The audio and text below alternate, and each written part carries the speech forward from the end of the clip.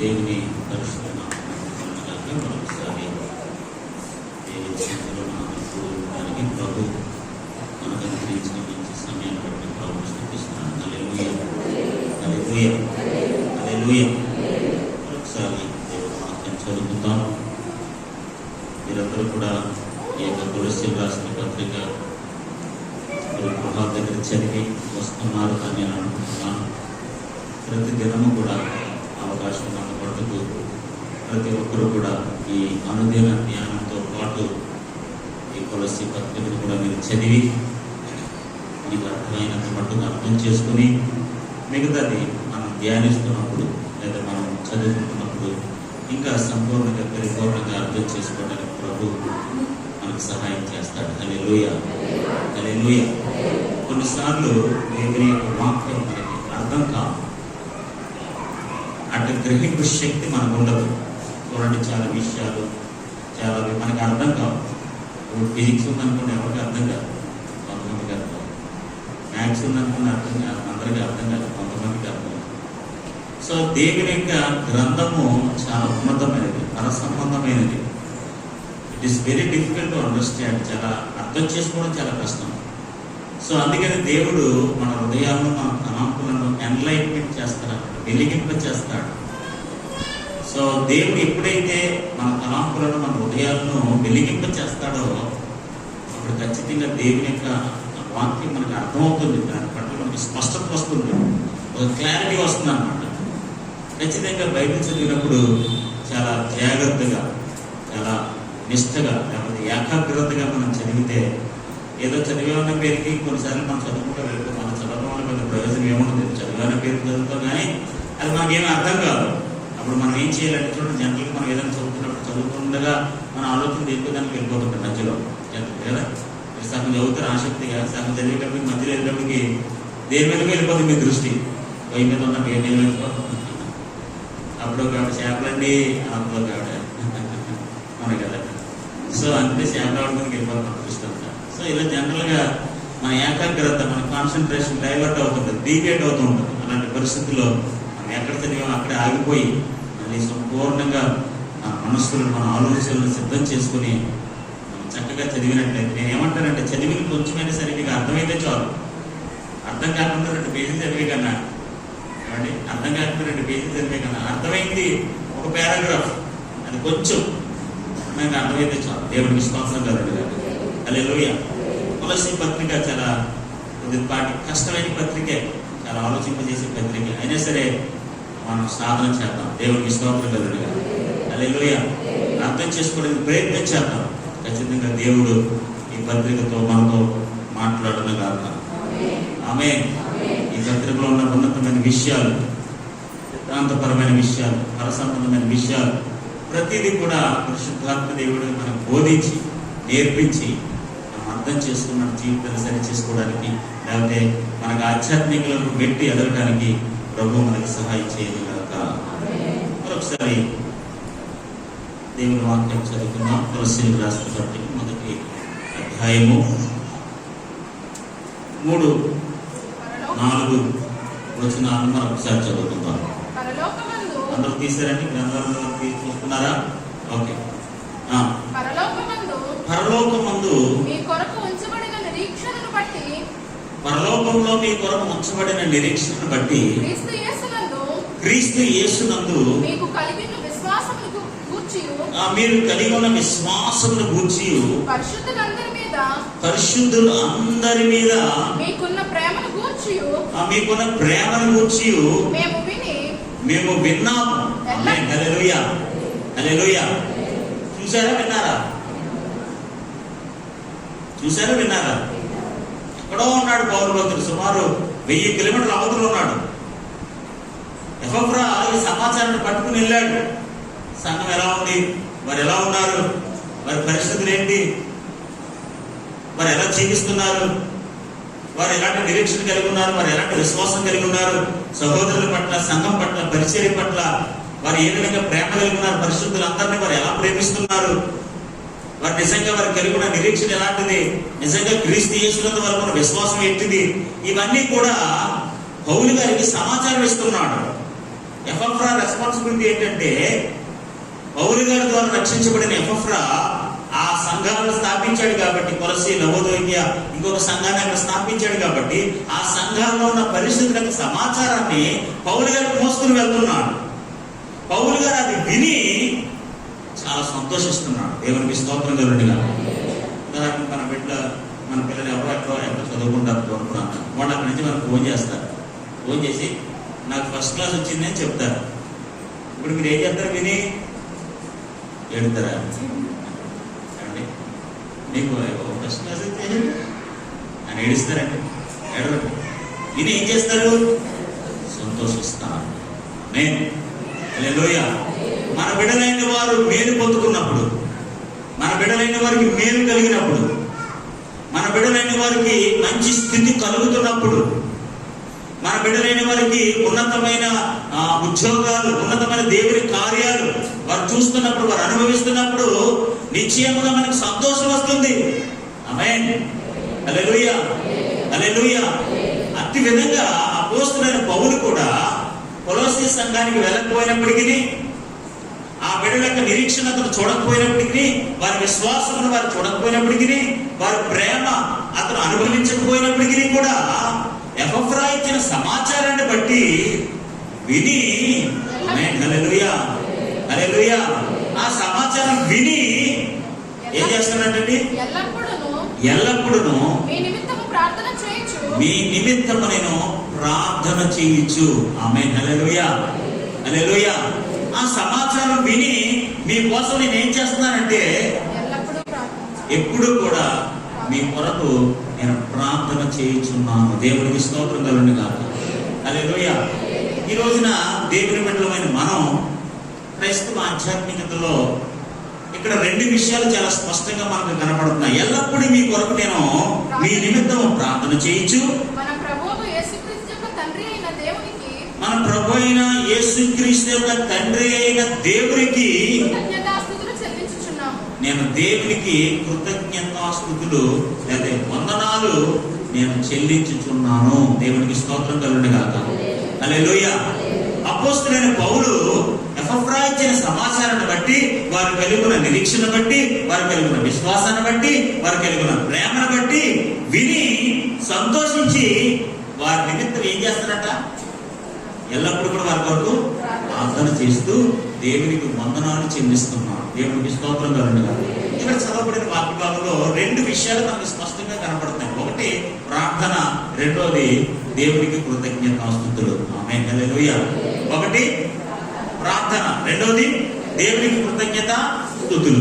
ఖచ్చితంగా ప్రతి విశ్వాస జీవితంలో బేసికల్ గా లేదా బేసిక్ నీడ్స్ అంటే చూస్తారండి, ప్రాముఖ్యంగా ఖచ్చితంగా ఉండాల్సినవి రెండు కూడా.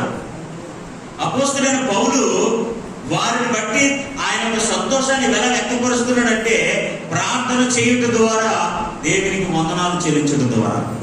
ఇక్కడ వారు కలిగి ఉన్న ఆ విశ్వాసాన్ని బట్టి, నిరీక్షణ బట్టి, ప్రేమను బట్టి వాడిని ఏమీ అభినందించట్లేదు. మేబీ అభినందిస్తే అభినందిస్తున్నాడు, కానీ దేవునికి మహిమ చెల్లిస్తున్నాడు. హల్లెలూయా, హల్లెలూయా. వారి పట్ల దేవునికి ప్రార్థన చేయించున్నాడు. ఈరోజు మనం కూడా ప్రతి సందర్భాన్ని బట్టి మొట్టమొదటి ప్రార్థన చేయాలి, రెండోది దేవునికి వందనాలు చెప్పాలి. ఆమేన్. హల్లెలూయా, హల్లెలూయా. ప్రతి సందర్భాన్ని బట్టి, ప్రతి పరిస్థితిని బట్టి, మనం చూస్తున్న దాన్ని బట్టి, మనం వింటున్న దాన్ని బట్టి, ఇప్పుడు అపోస్తలుడైన పౌలు విని, ఆమేన్, ఏం చేశారండి? విని, వారి ఆధ్యాత్మిక ఎదుగుదల విని, వారి ఆధ్యాత్మిక యోగ్యతను విని, వారి ఆధ్యాత్మిక ఎదుగుదల ఈ యొక్క అభివృద్ధిని లేకపోతే విస్తరిస్తున్న విధానం విని చాలా సంతోషించి వారి కోసం ప్రార్థన చేసి దేవునికి వందనాలు చెప్పిస్తున్నాడు, తెలుస్తున్నాడు. హల్లెలూయా. ఇప్పుడు మనం ఏదైనా విన్నాం అనుకోండి, మొట్టమొదటిగా ఏమవుతుందంటే మనకు అసూయ అవుతుంది, అనే కదా. మా అబ్బాయికి ఉద్యోగం వచ్చిందండి, మా అమ్మాయికి పెళ్లి కుదిరిందండి, మా వాడికి జీతం పెరిగిందండి అని చెప్తే సంతోషించి కూడా తక్కువ. 30% సంతోషిస్తారులే, 70% లోపల మీకు ముఖస్థితి కోసం కంగ్రాచులేషన్స్ చెప్పినా లోపల మాత్రం మా ఊరి కంటే ముందు వచ్చేసింది, నాకంటే గొప్ప సంబంధం వచ్చేసింది. ఇలా రకరకాల ఆలోచనలు హృదయాల్లో ఉంటాయి. హల్లెలూయా, హల్లెలూయా. దేవుని బిడ్డలకు దేవుడు ఎలాంటి కార్యాలు చేసినా మొట్టమొదటిగా మనం విని ప్రార్థన చేసి దేవునికి వందనాలు చెప్పాలి. ఆమేన్, హల్లెలూయా. నీ సహోదరులైన వారికి, నీ బిడ్డలైన వారికి, నీ బంధువులైన వారికి, నీ పట్ల ఒకవేళ ఆ కార్యం జరగకపోయినా, వేరే ఎవరి జీవితంలో కార్యం జరిగినా, ఒక అద్భుతం జరిగినా, ఒక ఆశీర్వాదం సంభవించినా, ఒక మేలుకరమైన కార్యాన్ని వారు జరిగిస్తున్నా, జనరల్గా ఎవరికి ఇల్లు కట్టుకుంటుంటే మనం జనరల్గా బాధపడుతుంటాం. నేను ఇల్లు కట్టుకోలేకపోయాను, నాకంటే వెనకాల వచ్చారు ఇల్లు కట్టేసుకుంటున్నారు, నాకంటే వెనకాల వచ్చేసి బోర్డర్ కొట్టేసుకున్నారు, నాకంటే వెనకాల వచ్చేసి సీట్లు కొట్టేసుకున్నారు. ఇలా రకరకాల ఆలోచనలు వస్తుంటాయి మనకి. నువ్వు అలా ఆలోచించే బదులు ప్రార్థన చేసి దేవునికి వందనాలు చెప్తే ఖచ్చితంగా నీ జీవితంలో దేవుడి కార్యం జరిగిస్తాడు. హల్లెలూయా, హల్లెలూయా. వారికంటే శ్రేష్టమైన నీకు ఇస్తాడు, వారికంటే మేలైన కార్యం నీ పట్ల చేస్తాడు, వారికంటే ఉన్నతమైన ఆశీర్వాదం నీ జీవితాన్ని కలిగి ఉన్నాడు. దేవుడు బిడ్డలారా, దేవుడు ఒక్కొక్కరి పట్ల ఒక చిత్తాన్ని కలిగి ఉంటాడండి. ఆమేన్, హల్లెలూయా. ఒక్కొక్కరి పట్ల ఒక యోగ్యమైన ఆలోచన కలిగి ఉంటాడండి. నిన్ను ఒకలా దీవిస్తాడు, వీరికి ఒకలా దీవిస్తాడు, వీరికి వేరే తలాంతులు ఇస్తాడు, మీకు వేరే తలాంతులు ఇస్తాడు. ఇప్పుడు నాకు లాంటి తలాంతులు మీకు రావాలంటే ఎక్కడ వస్తాయి? మీకు లాంటి తలాంతులు నాకు రావాలంటే ఎక్కడ వస్తాయి? అనే కదా. పౌలుకి ఇచ్చిన జ్ఞానాన్ని అపోస్తలులు చాలా మంది యేసు ప్రభు కూడా తిరిగారండి. 12 మంది శిష్యులు, వాళ్ళందరూ కూడా యేసు ప్రభు గారితో కూడా ఉన్నారు. కానీ పౌలు గారు చేసినట్టు ఉన్నతమైన పరిచయం ఎవరు చేయలేకపోయారు. ఆమేన్, హల్లెలూయా.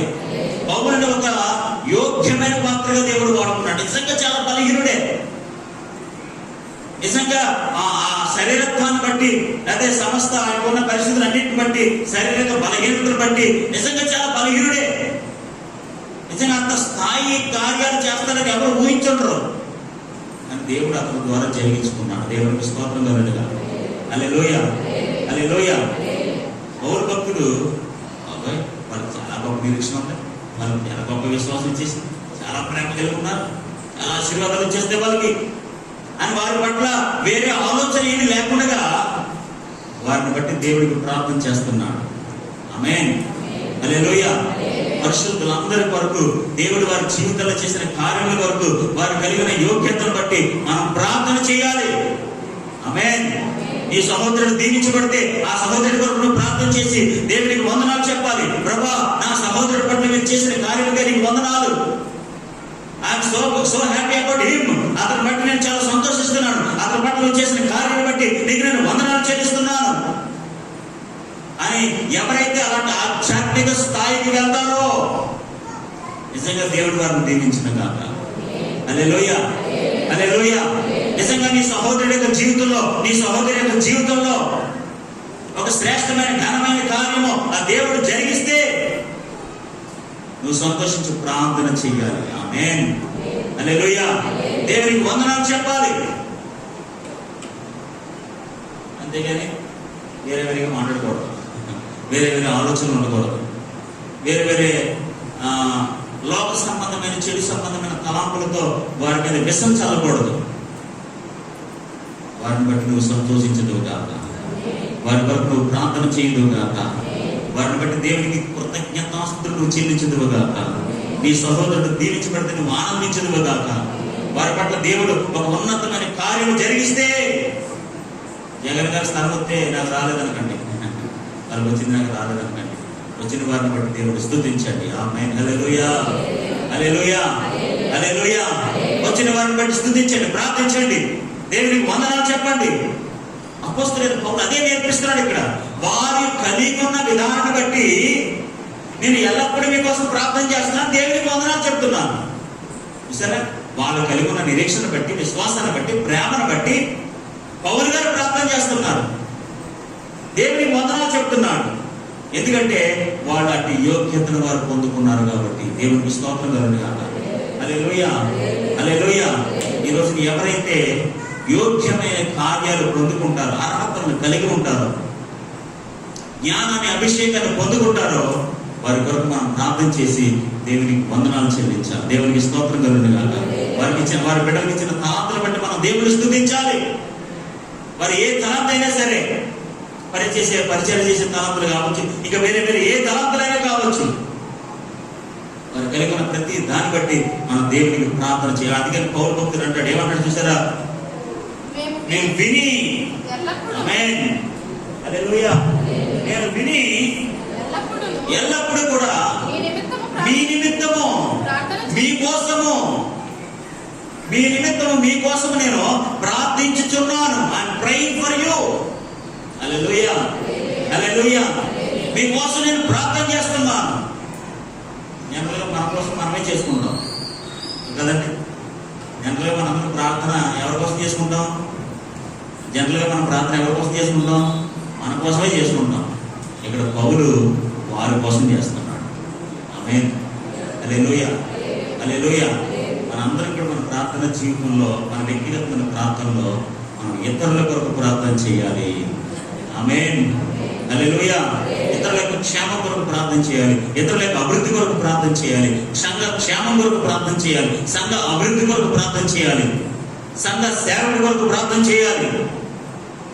ఇలా ఇతరుల కొరకు మాత్రమే ఎక్కువగా ప్రార్థన చేసేవారిగా ఉండాలి. మన ప్రార్థన దేవుని బిడ్డలకు ఆశీర్వాదకరంగా ఉండాలి. ఆమేన్. మన ప్రార్థన మనకి ఆశీర్వాదకరంగా కాదు. మన ప్రార్థన మన సెల్ఫిష్నెస్ కోసం కాదు. చిన్నప్పుడు అది ఎప్పుడన్నా గుడిహాడు, నాకు చిన్నప్పుడు ప్రార్థన వేరు కదా.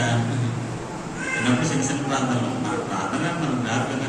ప్రభు నన్ను గుడిహాడు, ఆయన దీవించుకో, ఆయన పడగొట్టే, ఆయన కొలని కొట్టే, ఏమంటే చిన్నప్పుడు ప్రార్థన అలా ఉంటుంది. మరి నాకు కోపొచ్చి ఏం చేయలేదు తెలియక ప్రభుత్వం ప్రార్థన చేస్తున్నాడు. కాలేరు కొట్టుకుని నన్ను కొట్టాడు ప్రభుడు, అక్కడ కాలేరు కొట్టేది ఆయన, ఆయనకి సహాయం చేయగిన ఆయన.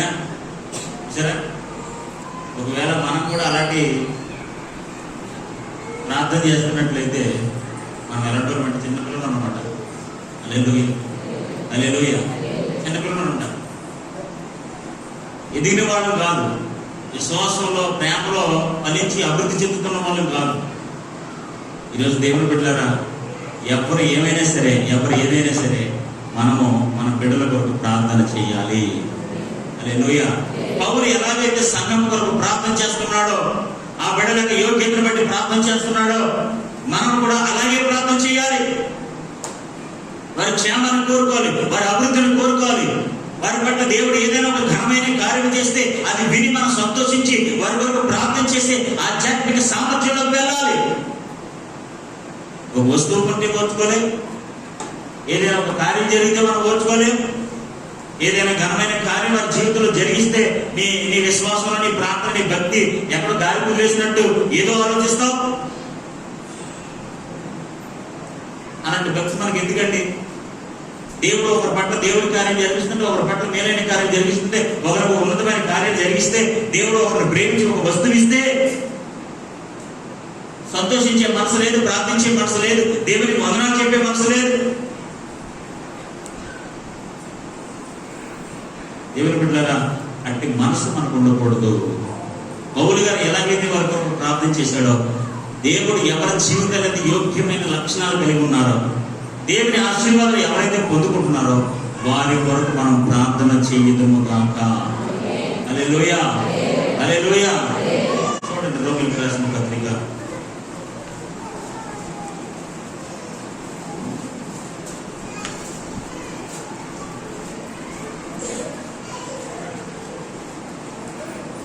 1వ అధ్యాయం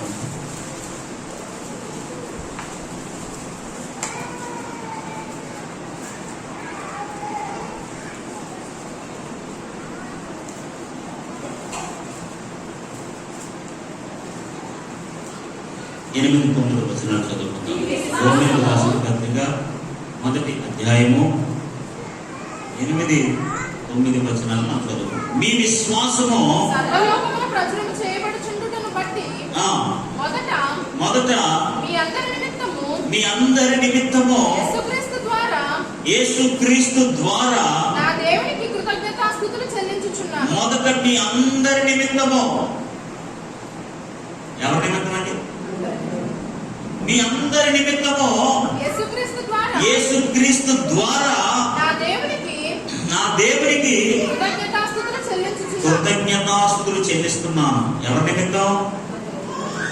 ఆయన నిమిత్తం అండి. ఆయన కోసం దేవుడికి వందనాలు చెప్తున్నాడా? ప్రభువా, నాకు ఇచ్చిన నిరీక్షణ బట్టి నీకు వందనాలు, నా విశ్వాసాన్ని బట్టి నీకు వందనాలు, నాకు ఇచ్చిన ప్రేమను బట్టి నీకు వందనాలు, నాకు ఇచ్చిన ఈ తలాంతుని బట్టి నీకు వందనాలు, నాకు ఇచ్చిన ఈ జ్ఞానాన్ని బట్టి నీకు వందనాలు. ఆయన కోసం దేవుడికి వందనాలు చెప్తున్నాడండి. ఈరోజు మన కోసం మనం చెప్పుకుంటాం వందనాలు. ప్రభువా, మాకు మంచి గృహం ఇచ్చావు, నీకు వందనాలు, నాకు అది ఇచ్చే వందనాలు, ఇది ఇచ్చే వందనాలు.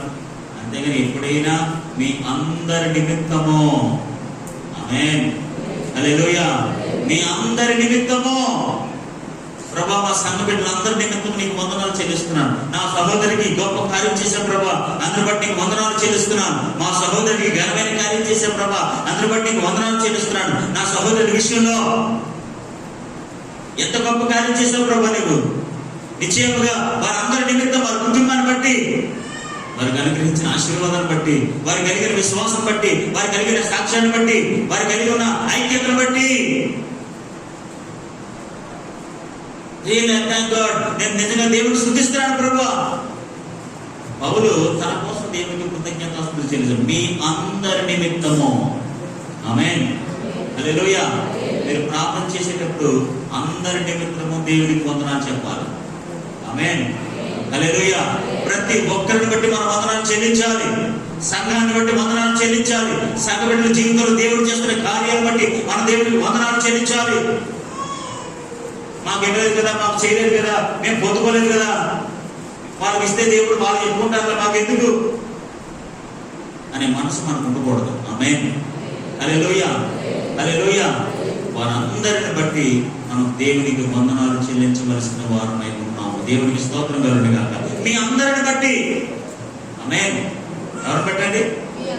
మీ అందరి నిమిత్తము యేసుక్రీస్తు ద్వారా నా దేవునికి కృతజ్ఞతాస్తుతులు చెల్లించుచున్నాను. చెల్లించాను. చూడండి 9వ వచనంలో మనకు కావాల్సిన వచనం అది. ఇప్పుడు ఎలాగైనను ఆటంకము లేకుండా మీ యొద్దకు వచ్చుటకు దేవుని చిత్తము వలన నాకు వీలు కలుగునేమో అని నా ప్రార్థన యందు ఎల్లప్పుడూ ఆయన బతిమాలుకొనుచు మిమ్మును గూర్చి ఎడతెగక జ్ఞాపకం చేసుకొనుచున్నాను. మీ గురించి కూడా ఎడతెగక నేను మిమ్మల్ని జ్ఞాపకం చేసుకుంటున్నాను. ఆమేన్, హల్లెలూయా. ఎడతెగక మిమ్ములను నేను ఎవరండి? రోమిలకు రాసిన పత్రికలో అక్కడున్న సంఘాన్ని, దేవునికి స్తోత్రం కలుగును గాక. హల్లెలూయా, హల్లెలూయా. ఈరోజు మనం అందరం కూడా ఒక బాధ్యత కలిగిన వారిగా ఉండాలి. ఆమేన్. ఎలా ఉండాలండి? బాధ్యత కలిగిన వారిగా ఉండాలి. మీ కుటుంబాన్ని బట్టి ఎలా బాధ్యత కలిగి ఉంటున్నారో, లేదా మీకు ఇవ్వబడిన పనిని బట్టి మీరు ఎలాగైతే బాధ్యత కలిగి ఉన్నారో, మీరు చేస్తున్న వ్యాపారాన్ని బట్టి, ఉద్యోగాన్ని బట్టి ఎలాగైతే బాధ్యత కలిగి ఉన్నారో, అదే విధంగా సంఘాన్ని బట్టి, పరిచయాన్ని బట్టి, జరుగుతున్న కార్యక్రమాలను బట్టి, జరుగుతున్న సహవాసాన్ని బట్టి, ప్రతి విషయాన్ని బట్టి మనం కూడా ఎంతో కొంత ప్రార్థన బాధ్యతను నెత్తి మీద వేసుకోవాలి. ఏ బాధ్యత? డబ్బుల బాధ్యత కాదు. డబ్బుల బాధ్యత అంటే ఎలా వెళ్ళిపోతాం లేదు. వేరే విషయంలో హల్లెలూయా. కొంతమందికి గుండె డబ్బు అని కొట్టుకుంటుంది, లప్ప కొట్టుకుంటుంది కదా. ఆ గుండె డబ్బు అని కొట్టుకుంటుంది. ఆ డబ్బు ఎక్కడ ఆగిపోతే తెలియదు. మరి అది వచ్చిన గొడవ. దేవుని విశ్వాసం. హల్లెలూయా, హల్లెలూయా.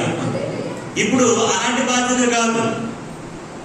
దేవుడు మనందరి పైన ఏ బాధ్యత పెట్టాడు తెలుసా? ఏ బాధ్యత చెప్పండి? ప్రార్థన బాధ్యత. ఆమేన్, హల్లెలూయా, హల్లెలూయా. ప్రార్థన బాధ్యత నీ మీద ఉన్నది. నీ కుటుంబం కొరకే కాక, నీ బిడ్డల కొరకే కాక, మనుషులందరి కొరకు, దేవుని బిడ్డలందరి కొరకు, గ్రామం కొరకు, నీ ఇరుగు పొరుగు వారి కొరకు, రక్షణ లేని వారి కొరకు, రక్షణలో ఉన్నవారి కొరకు, విశ్వాసంలో ఎదుగుతున్న వారి కొరకు, దేవుని కార్యాలు చేసిన వారి కొరకు, ఇంకా పొందుకోవాల్సిన వారు ఉన్నారు కదా, వాళ్ళందరి కొరకు దేర్ ఇస్ ఎ రెస్పాన్సిబిలిటీ. ఒక ప్రార్థన బాధ్యతను దేవుడు మన నెత్తి మీద పెట్టాడు. ఆమేన్, హల్లెలూయా. నీ మీద ఏమైనా బాధ్యత ఉందా? ఉందా అమ్మా? ఏమైనా బాధ్యత ఉందా నీ మీద? ఏముందండి, బైబిల్ ఎట్టుకుని వచ్చేస్తావు, ఇక ప్యాకెట్ ఆగి కూర్చుంటావు, ఆ నాటికి వెళ్ళిపోతావు, అంతే కదా. What is there? ఇంకేముంది రెస్పాన్సిబిలిటీ, ఇంకేముంది బాధ్యత? నాకైతే ఏదో బాధ్యత ఏంటిది? శుభ్రంగా చదివి వచ్చి మీ అందరికీ చెప్పాలి, దాట్స్ రెస్పాన్సిబిలిటీ. మరి నీకే బాధ్యత ఉంది? పరిశుద్ధాత్మ దేవుడు టుడే దేవుని ఆత్మ మీ అందరి మీదకు ఒక బలమైన బాధ్యతను మీ నెత్తి మీద పెడుతున్నాడు. Amen. That is the prayer responsibility. అది ప్రార్థన బాధ్యత. చెప్పండి మాట, ప్రార్థన బాధ్యత. చెప్పండి మరొకసారి. మాట్లాడలేదే? అడిగారండి, ఏం మాట్లాడలేదు. దేవుడు మీ మీద ఒక బాధ్యత పెట్టాడు. ఏంటిది బాధ్యత? గట్టిగా చెప్పాలి, ప్రార్థన బాధ్యత. హల్లెలూయా. చెప్పండి కొట్టి ప్రభువుని మహిమపరచండి. రెస్పాన్సిబిలిటీ. మనుషులందరి కొరకు, భక్తులందరి కొరకు, మీ అందరి కోసం ఎల్లప్పుడూ కూడా జ్ఞాపకం చేసుకున్నాను. I'm always remember you. ఈ పర్వేశ్వాస పేరు తెలియదు నీకు అనే కదా. నా వరకు బెటరే, ఎంతమంది పేరు గుర్తుపెట్టుకుంటే నా మీద కూడా సరిపోదు కదా. కొద్దిగా గుర్తుపెట్టుకుంటాం అనుకున్నది విషయం. ఎల్లప్పుడూ జ్ఞాపకం చేసుకున్నాడు ఆ సంఘాన్ని బట్టి, వారి యొక్క పరిస్థితులను బట్టి. ఎప్పుడు మన వాళ్ళు గుర్తుంటారు, ఎంత లేకపోతే మన వాళ్ళు గుర్తుంటారు మనకి. నా కూతురు ఏం చేస్తుంది, నా కొడుకు ఏం చేస్తున్నాడు, నా మనవడు ఏం చేస్తున్నాడు, ఉన్నాడా, కూర్చున్నాడా, లేచాడా, స్కూల్కి వెళ్ళాడా, ఇదే ధ్యాస. భక్తులు జ్ఞాపకం రాదు, ఓట పెట్టుకున్న వాళ్ళు జ్ఞాపకం రాదు, దేవుని బిడ్డలు జ్ఞాపకం రాదు, ఎవరో జ్ఞాపకం రాదు మనకి. మన వాళ్ళే జ్ఞాపకం వస్తారు. దేవునికి స్తోత్రం కలుగును గాక. హల్లెలూయా, హల్లెలూయా. దేవుడు ఈ రోజు నీకు ఒక ప్రార్థన బాధ్యత ఇచ్చి నువ్వు అనేకులను జ్ఞాపకం చేసుకుందువు గాక. హల్లెలూయా, హల్లెలూయా. లోకంలో ఉన్న భక్తులందరినీ నువ్వు జ్ఞాపకం చేసుకుందువు గాక. పరిచర్యను జ్ఞాపకం చేసుకుందువు గాక. అనేక ఆత్మ రక్షణార్థమే అనేకుల వరకు ప్రార్థన చేయటం నువ్వు జ్ఞాపకం చేసుకుందువు గాక. నీకున్న వ్యాధులు మర్చిపో, వ్యాధులు మర్చిపో, సమస్యలు మర్చిపో. అవి జ్ఞాపకం చేసుకోవడం కాదు. హల్లెలూయా, హల్లెలూయా. అలాంటి జ్ఞాపకం చేసుకోవడం కాదు, అప్పుడు జ్ఞాపకం చేసుకోవడం కాదు. యేసు రక్తం చేయి. హల్లెలూయా. నేను మిమ్మల్ని ఏం చేసుకుని తెలుసా? జ్ఞాపకము తెచ్చుకుంటున్నాను. I'm remembering you. నేను మిమ్మల్ని జ్ఞాపకం తెచ్చుకుని మీకోసం నేను ఏం చేస్తాను తెలుసా? ఏం చేస్తున్నాను? ప్రార్థన చేస్తాను. ఎందుకు మీ కొరకు నేను ప్రార్థన చేస్తానంటే అలాంటి బాధ్యత దేవుడు నా మీద పెట్టాడు. హల్లెలూయా. ఈరోజు సంఘము అభివృద్ధి చెందినట్లుగా మీరందరూ కూడా ప్రార్థన బాధ్యతను మోయుదురుగాక. హల్లెలూయా. ప్రతి యవన బిడ్డ, ప్రతి యవనస్తుడు, ప్రతి ఒక్కరు కూడా ఏదో తూతు మాత్రం ప్రార్థన చేయకండి. ప్రభా ప్రతి రోజంతా కాపాడు, డ్యూటీకి వెళ్ళేసాను, నేను మొదలు తినేసాను, పడుకుంటున్నాను, నేను దోతలు కాపరేట్టు, ఇద్దరు దోతరెట్టు, ఒక దోత అయితే నాకు సరిపోతే ఇద్దరు దోతరెట్టు, ఎందుకంటే నా పర్సనాలిటీ ఇద్దరు ఉండాలి, ఎడపక్కన ఉండాలి, చుట్టుపక్కల ఉండాలి, మంచి వెనకాల ఉండాలి, ముందు అప్పుడు నేను దోతలు ఉంటే నాకు పనాలు. ఇలాంటి దిక్కుమల ప్రార్థన చేయకండి. మీ ప్రార్థనలో శక్తి ఉండాలి. ఆమేన్, హల్లెలూయా. మీ ప్రార్థన దేవుడు ఆలకించాలి. మీ ప్రార్థనలో 70% ఇతరుల వరకు ప్రార్థన చేయాలి. ఏ ఆలోచన ఉండదు. ప్రార్థన ఏం చేస్తామో తెలియదు, ఎందుకు ప్రార్థన చేస్తామో తెలియదు, ఏమని ప్రార్థన చేస్తామో తెలియదు, అంతే. ఆమేన్, హల్లెలూయా, హల్లెలూయా. ఇప్పుడు ఒకరికి మౌతిచ్చి ప్రార్థన చేయమంటే 6 నిమిషం చేయదు. 6 నిమిషం ఏదైనా చిన్నప్పుడు ఇంగ్లీష్ ప్రార్థన నేర్చుకున్నట్టు ఉంటుంది అనమాట. హెవెన్లీ ఫాదర్ గట్టిగా అనమాట, అంతే. మధ్యలో తగ్గేసి ఈ జీసస్ నేమ్ అని ఆపేసుకోండి, అలా ఉంటుంది అనమాట. ఆమేన్, హల్లెలూయా, హల్లెలూయా. నువ్వు ప్రతిరోజు ప్రార్థన చేసుకుండగా ప్రార్థన భారం అధికమగునుగాక. హల్లెలూయా. ప్రతి దినమును ప్రార్థిస్తుండగా ప్రార్థిస్తుండగా ప్రార్థిస్తుండగా ప్రార్థిస్తుండగా ప్రార్థన బాధ్యత నీ మీద అధికమగునుగాక. మీ బాధ్యతలు పక్కన పెట్టండి, మీ ఆలోచనలు పక్కన పెట్టండి, మీ విషయాలు పక్కన పెట్టండి, కొన్ని పనులు పక్కన పెట్టండి. కొంత సమయాన్ని ప్రార్థనకి కేటాయించండి. పౌలు భక్తుడు ఎన్నో ప్రయాణాలు, ఎన్నో పనిపాట్లు, ఎన్నో సంఘ నిర్మాణాలు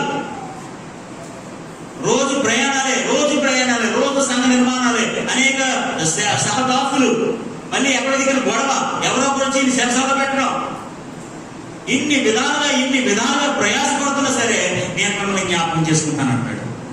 ఆమేన్. మీకోసం నేను ప్రార్థన చేస్తున్నాను అంటాడు. మిమ్మల్ని బట్టి దేవునికి వందనాలు చెప్తున్నాను అంటాడు.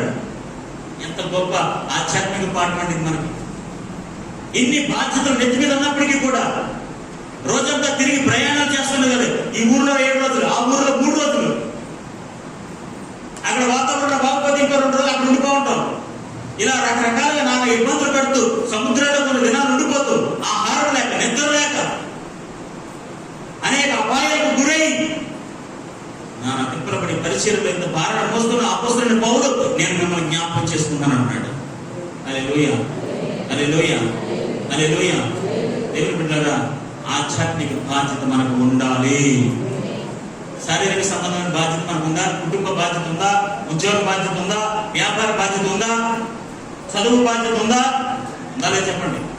ఉద్యోగ బాధ్యత ఉందా? ఎవరికి వెళ్ళదు కదా. వ్యాపార బాధ్యత ఉందా? ఉంది కదా. కుటుంబ బాధ్యత ఉందా? ఉంది కదా. అదేవిధంగా ఆధ్యాత్మిక ప్రార్థన బాధ్యత కూడా ఉండాలి. హల్లెలూయా.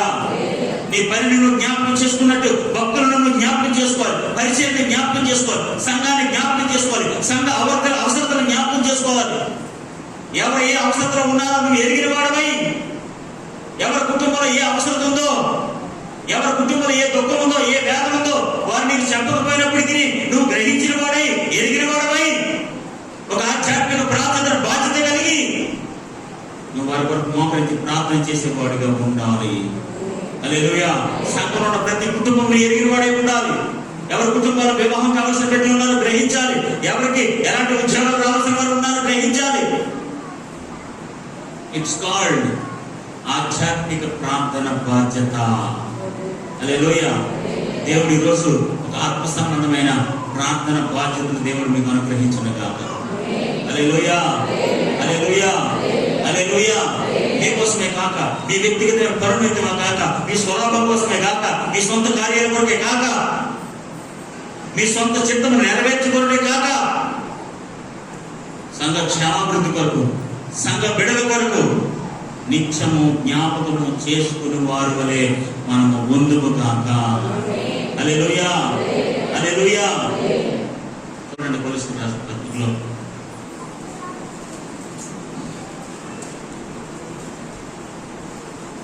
మనం చదివే పాఠంలో మరొకసారి చదువుతాం. 4వ అధ్యాయం 12వ వచనం.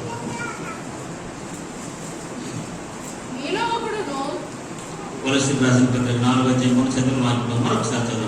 12వ వచనం. మీలో ఒకడును ఎపఫ్రా మీకు వందనాలు చెప్తున్నాడు. మీరు సంపూర్ణులను ప్రతి విషయములో దేవుని చిత్తమును గూర్చి సంపూర్ణ ఆత్మ నిశ్చయత గలవారునై నిలకడగా ఉండవలెనని ఇతడెల్లప్పుడూ మీ కొరకు తన ప్రార్థనలో పోరాడుచున్నాడు. హల్లెలూయా. ఎపఫ్రా అనే ఒక క్రీస్తు దాసుడు మీరు ఇల్లు కట్టుకోవాలని, మీకు ఉద్యోగాలు రావాలని, మీరు వ్యాపారాలు బాగుండాలని, మీరు ఇంకా ఇంకా ఇంకా ఇంకా వస్తువులు కొనుక్కోవాలని మీకోసం ప్రార్థనలో ప్రయాసపడుతున్నాడా అంటే అలా ప్రయాసపడుతున్నాడా? ఎందుకు ప్రయాసపడుతున్నాడు ప్రార్థనలో? ఎందుకు పోరాడుతున్నాడు ప్రార్థనలో? మీరు సంపూర్ణులు. ఆమేన్, హల్లెలూయా. ఈ పదం అంటే ఈ పత్రికలో తప్ప ఏ పత్రికలో మీరు చదవరు. ఎంత స్పష్టంగా, ఎంత అద్భుతంగా ఈ యొక్క సంపూర్ణత గురించి మిగతా ఏ పత్రికలో పౌలు గారు ఎంత స్పష్టంగా రాయలేదు. ఈ పత్రికలో మాత్రమే సంపూర్ణ ఆత్మ గురించి, సంపూర్ణత గురించి, సంపూర్ణతలో మన నిలకడ గురించి ఈ పత్రికలోనే చాలా స్పష్టంగా పౌలు భక్తులు రాశాడు. హల్లెలూయా. ఇప్పుడు వారికి ఏం చెప్తున్నానంటే, దేర్ ఇస్ ఎ మ్యాన్, ఒక మనుషుడు ఉన్నాడు. ఈ స్కాడ్ ఎపఫ్రా, ఈ ఎపఫ్రా అనే సహోదరుడు మీకు వందనాలు చెప్తున్నాడు. ఈ మీకోసం ఒక మంచి పని చేస్తున్నాడు. ఆమేన్, హల్లెలూయా. మీ పట్ల, మీ అభివృద్ధి పట్ల, మీ క్షేమం పట్ల, మీ ఆధ్యాత్మిక పట్ల భారం కలిగిన వాడే ఒక అద్భుతమైన ప్రణాళిక ప్రకారము మీ కొరకు ఒక గొప్ప కార్యం చేస్తున్నాడు. మనం చాలాసార్లు చాలా విషయాలు ప్రయాసపడుతుంటాం, పోరాడుతుంటాం, యుద్ధాలుగా చేస్తూ ఉంటాం. కానీ దేవుడు మనకు అనుగ్రహించిన ప్రార్థన బాధ్యతను చేత పట్టుకుని దేవుని సన్నిధిలో ప్రార్థనలో ప్రయాసపడుతుము గాక. హల్లెలూయా. మీరు వ్యక్తిగతంగా కానీ, సంఘముగా కానీ, లేదా సమూహముగా కానీ, మనందరి జీవితాల్లో ఇలాంటి ఆధ్యాత్మిక కార్యాలు దేవుడు జరిగించిన గాక. చూడండి ఆ మాట, మీరు సంపూర్ణులను, ప్రతి విషయంలో మీరు సంపూర్ణులుగా ఉండాలి. ఎలా ఉండాలి? మనం సంఘం ఎలా ఉండాలని కోరుకున్నాడు? సంపూర్ణంగా ఉండాలి. ఆమేన్. హల్లెలూయా. భోజనం సంపూర్ణంగా చేస్తారు, సంఘం చేస్తారా? ఏమండి? డ్యూటీ సంఘ డ్యూటీ చేస్తారు, పూర్తి డ్యూటీ చేస్తారా? సగం వ్యాపారం చేస్తారు, పూర్తి వ్యాపారం చేస్తారా? అన్ని సంపూర్ణం చేస్తారు లేదా? ఏమండి? స్నానానికి వెళ్ళి ఇప్పుడు సొంపరేషన్ వచ్చాం కదా, చేస్తారా? సంపూర్ణ చేసి వస్తాం కదా. దేవుని భక్తిలో కూడా సంపూర్ణత ఉండును గాక. హల్లెలూయా. ఏదో కొద్ది కొద్దిగా సగం కొంచెం కొంచెం అలాగే పెట్టుకోకండి. ప్రభా, నేను సంపూర్ణంగా నీలో ఎదగాలి, సంపూర్ణ ఆత్మను నేను పొందుకోవాలి, సంపూర్ణతలో పరిపూర్ణంగా నిలకడగా ఉండాలి. ఆమేన్. హల్లెలూయా. చూడండి, భక్తుడు మీరు సంపూర్ణను, ప్రతి విషయములో దేవుని చిత్తమును గూర్చి, ప్రతి విషయంలో కూడా దేవుని చిత్తము గూర్చి. ఆమేన్. హల్లెలూయా. ప్రతి విషయంలో కూడా దేవుని యొక్క చిత్తము ఉంటుంది. ఆమేన్. అంటే ప్రతి విషయంలో దేవుని చిత్తం ఉంటుందా? ఉండదా? ప్రతి విషయంలో ప్రతి ఒక్కరి జీవితంలో దేవుని చిత్తం ఉంటుంది. గుర్తుపెట్టుకుని దేవుని పెట్టారు. ఆ చిత్త ప్రకారమే మన జీవితంలో జరుగుతుంది. మనం అనుకునే ఏం జరగవు. ఆమేన్. హల్లెలూయా. నువ్వు అనుకునే జరిగితే ఎక్కడ అనుకుంటావు? ఏ మొబైల్లో అందరికీ ఇంటికన్నా ఉంటావు. అవునా కదా? మనం అనుకునే ఎక్కడ జరిగిపోతే జరగవు. దేవుని చిత్తము నీ జీవితంలో ఉంటుంది. ఆమేన్. ప్రతి విషయంలో కూడా దేవుని చిత్తం గురించి సంపూర్ణ ఆత్మ నిశ్చయత గలవారై నిలకడగా నిశ్చయముగా స్థిరముగా ఉండవలనని ఈ వ్యక్తి ఎల్లప్పుడూ కూడా మీ కొరకు తన ప్రార్థనలో పోరాడుచున్నాడు. హల్లెలూయా. అంటే సింపుల్ గా మనం చెప్పుకోవాల్సి వస్తే వారి ఆధ్యాత్మిక జీవితం కొరకు ఇతడు ప్రార్థనలో పోరాడుతూ ప్రయాసపడుతున్నాడు. హల్లెలూయా. అతని కోసం పోరాటపడలేదు, అతని కోసం ప్రయాసపడలేదు, అతని కోసం ఏం చెప్పట్లేదు. నా బిడ్డలు, నేను ఏర్పాటు చేసుకున్న సంఘం, ఈ భక్తులందరూ కూడా సంపూర్ణతకు రావాలి, సంపూర్ణ ఆత్మలో నిలకడగా ఉండాలి, దేవుని ప్రతి విషయంలో దేవుని చిత్తమైన సంపూర్ణ ఆత్మ నిశ్చయముగా నిలకడగా వారి జీవితంలో ఉండాలి అని వారి కోసము ఏం చేస్తున్నాడు తెలుసా? ప్రార్థనలో ప్రయాసపడుతూ పోరాడుతున్నాడు. దేవునికి స్తోత్రం కలుగును గాక. హల్లెలూయా. ఈ రోజు నేను నేర్పిస్తున్న ఒక ఆధ్యాత్మిక పాఠము ఆలోచన మీలో పెడుతున్నాను. ఏంటో తెలుసా? ప్రార్థన బాధ్యత. హల్లెలూయా.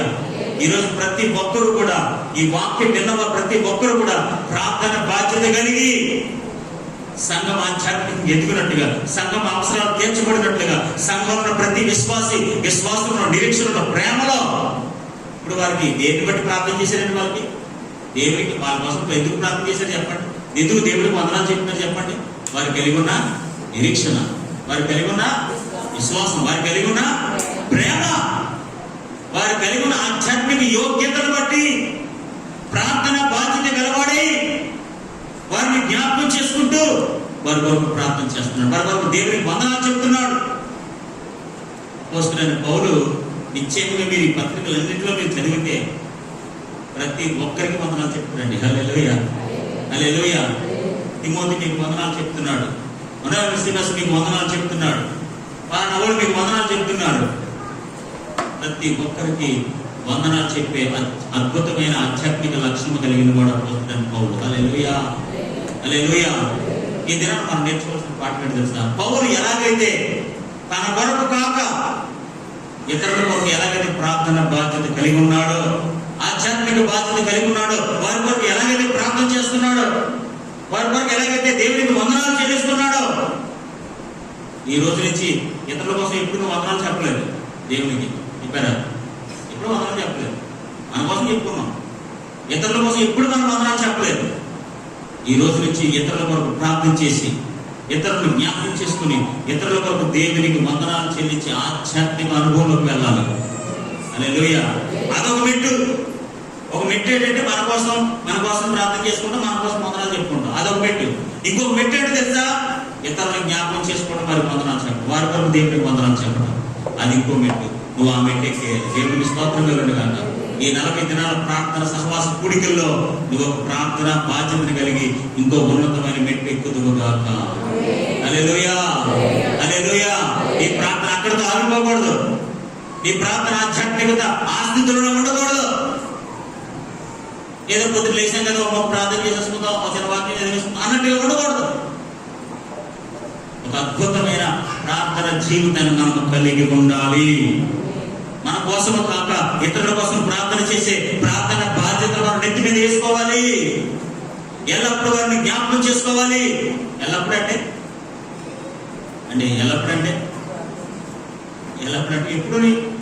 ఎప్పుడో గుర్తు చేసుకుని ఎంత కష్టమండి. ప్రతిరోజు గుర్తు చేసుకుని ఎల్లప్పుడూ గుర్తు చేసుకుని ఎంత కష్టం. గుర్తు చేసుకుంటామా? 2 వారాలు మీరు 2 వారాలు రావాలనుకుంటున్నాను, మర్చిపోతారు మీరు. అవునా కదా? ఏమంటే మీరు వచ్చేసారంటే మీరు మర్చిపోతారు. కానీ అపోస్తలుడైన పౌలు ఎల్లప్పుడూ వాటిని జ్ఞాపకం చేసుకుంటాడు. దేవునికి స్తోత్రం కలుగును గాక. హల్లెలూయా. ఈరోజు దేవుడు అనుగ్రహించిన ప్రార్థన బాధ్యతను మనం నెత్తి మీద తీసుకుని ఎల్లప్పుడూ ఇతరుల కొరకు వాటిని జ్ఞాపకం చేసుకుంటూ వారి కొరకు ప్రార్థన చేస్తూ వారి కొరకు వందనాలు చెల్లించి అద్భుతమైన ఉన్నతమైన ఆధ్యాత్మిక సామర్థ్యము, అనుభవము, ఎదుగుదల ప్రభు మనకు అనుగ్రహించి నడిపించును గాక.